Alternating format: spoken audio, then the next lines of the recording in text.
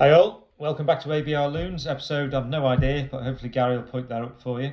And in this one, I'm just going to very quickly tell you a little bit about the 4-stroke 5 motorbikes, because there will be a fifth one mentioned shortly, that I've currently used when I started a few years ago, or 2 or 3 years ago. So the first one, as you know, was the Suzuki DR350, and hopefully you can see a picture of that right now. And that was the very first bike which when I decided I'm going to have a go at this off-roading lark, I went on eBay, found a bike that looked like it went off-road, not knowing anything about these things at all. I hadn't done any background work on it. I just thought, that looks like it goes off-road. That's the bike for me. So I went off and bought it, and went off green laning the first time on it, and I really struggled with it, as you know. Nothing wrong with the bike, it was me. I've never been off-roading. I didn't know anything about it, didn't know about standing up, looking ahead, keeping the power on, shifting the bike's weight between your legs. I knew nothing. I sat on this thing, went down the farmer's track, and I thought, oh my God, this is horrendous. What am I doing?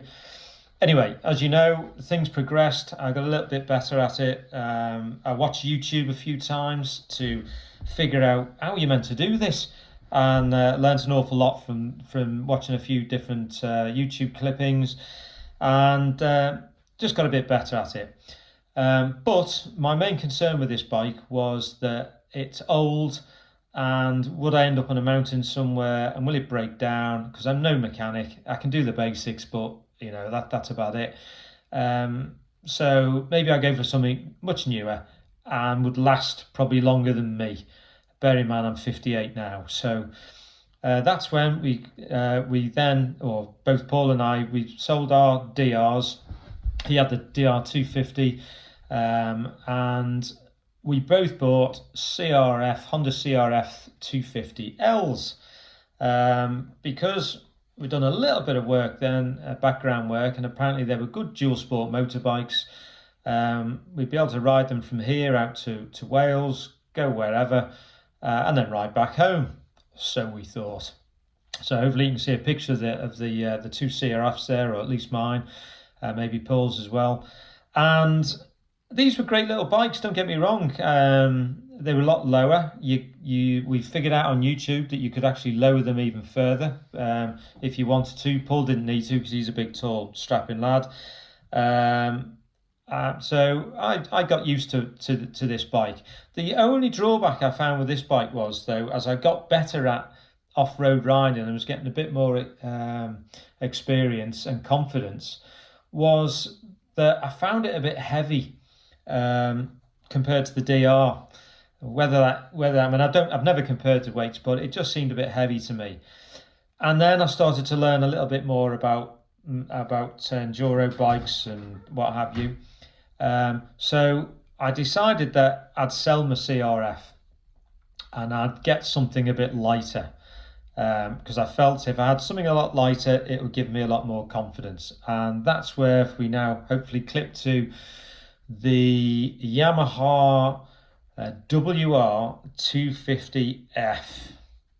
Well, what can I say about this? I really cocked up. I hadn't done my homework properly at all. I bought this bike because I was looking for a bike that was nice and light, so I was trying to do a bit of research, and then I found that the Yamaha, the 250F, was a really light bike. I thought, oh, this looks great.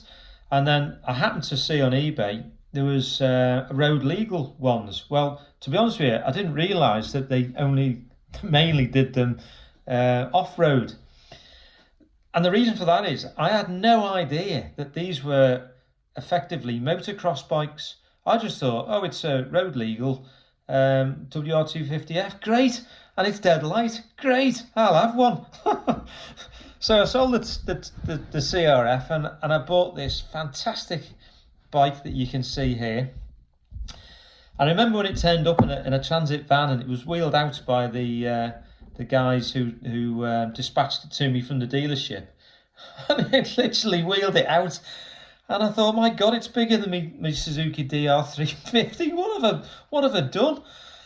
But I committed to it. I bought it, so I thought, right. And then I was handed the instruction manual, which was like the Oxford English Encyclopedia.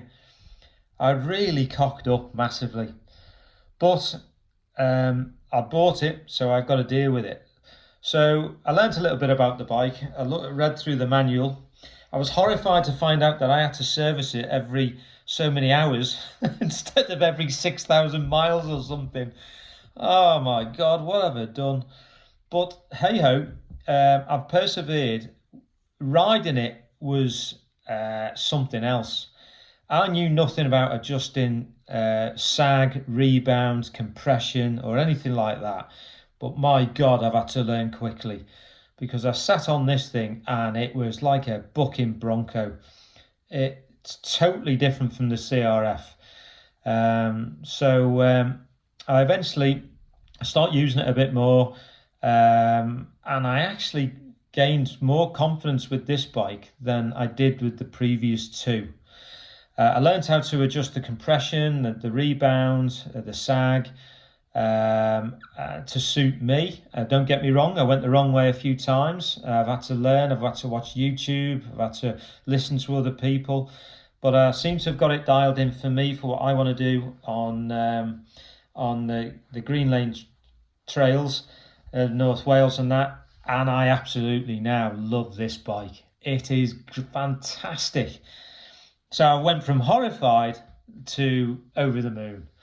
I've got into changing the oil filter regularly, and how to do it properly, and changing the air filter and cleaning the air filter. I mean, I don't even know what an air filter. I didn't even know bikes had an air filter when I started this. That's how unmaintenance minded I am. I just rode them, took them to a dealership, and they were serviced.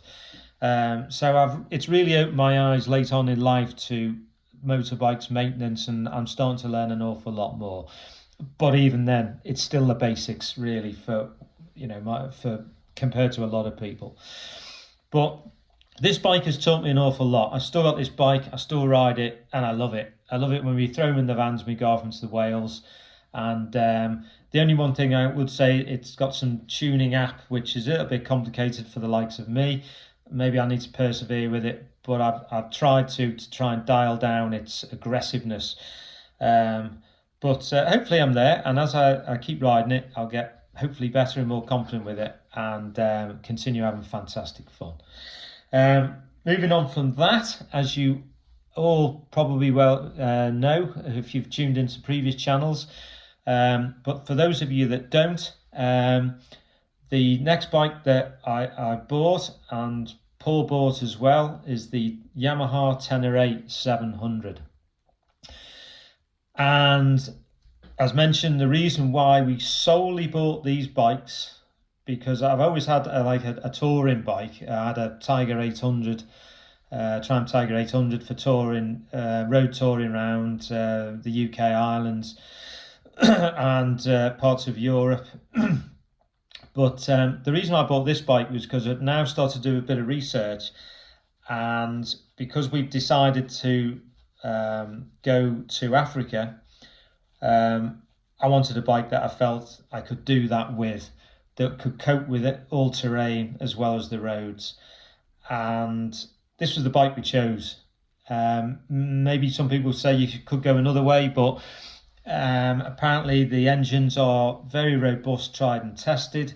The bikes had great reviews. I watched some of the YouTube stuff and learning a lot more myself. I thought that's the kind of bike I think I could handle. Again, tall and top heavy, but I just felt, well, you know what, as you're getting better, hopefully you'll be able to cope with this. So there's the Tenere, and that's the bike that both of Paul and I will be using to take to ride from the UK through to Africa and down the west side of the African continent, not always on the coast, but sometimes inland as well, and hopefully on tracks and trails, not just the tarmac.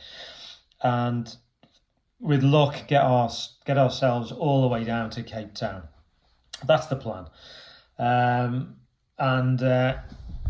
you want to have a look back on here, I bought this map in relation to the Africa trip. And this is up in our little office at home, and this is for my wife and kids. If they get some form of contact from me, they'll be able to put the old, little pin there, stick that somewhere on this western continent, down here, and hopefully they have a visual representation of where I am at some point.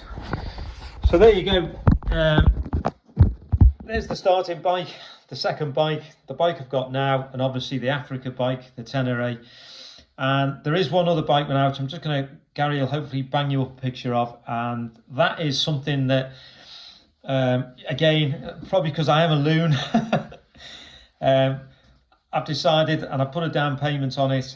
This is a Chinese bike. It's very new, untried and tested from the adventure bike riders world. This is the Chinese Cove 450 Rally, and I did a little bit of homework on this bike when I saw it advertised, and I decided that I would like to have a 450 that I could ride out from home and the world to Wales. The Tenere is great, don't get me wrong, but if it's really wet, gnarly, slippery conditions on a really gnarly track, I really don't want to be pushing the Tenere at the moment. So I haven't got the skill base enough for it. And also I want to keep that bike in tip-top condition, ready for Africa. But I just felt like I needed another bike that I could ride from home out there, because the Yamaha has got the mousses in. For those who don't know anything about mousses, neither did I till about 6 months ago. But anyway, that's got the mousses in now, so I don't get a flat tyre ever. But I'm confident at changing a wheel now and all the rest of it. So I thought if I can get myself a 450, a rally that I quite like the look of, weight-wise and what have you, just ride out to Wales and then turn off the beat, onto the beaten track and turn off somewhere else and literally go anywhere type of bike. I know the Tenere can do it, don't get me wrong, but if I'm on my own, say, and I want to go with something really gnarly, then something a bit lighter. But I've taken a chance. Originally, I was thinking of the Honda 300 L Rally, but I don't really like them, and having had the 250, it didn't really ding my boat. So hopefully this Cove we'll find out the hard way in due course. Anyway, so there's a little bit on the bikes, everyone. I hope that was of interest to you. Obviously, if you want to know more about them, about the individual bike and my experiences with them, feel free to get in touch. Obviously, please. What I'm told to say now is, if you like this channel, subscribe and like. Apparently, it's all good. It's all good if you do that. So with luck, with Gary's assistance, with my getting used to doing these little videos, they'll get better. And so I've got a trip to the Himalayas coming up shortly. So hopefully I'll have a little chin camera on the helmet for that. And that's just about getting more experience about riding abroad in different conditions before we tackle Africa. So there you go, everyone. Another episode of ABR Loons. Hope you enjoyed it, and we'll see you all again soon, hopefully. Bye bye.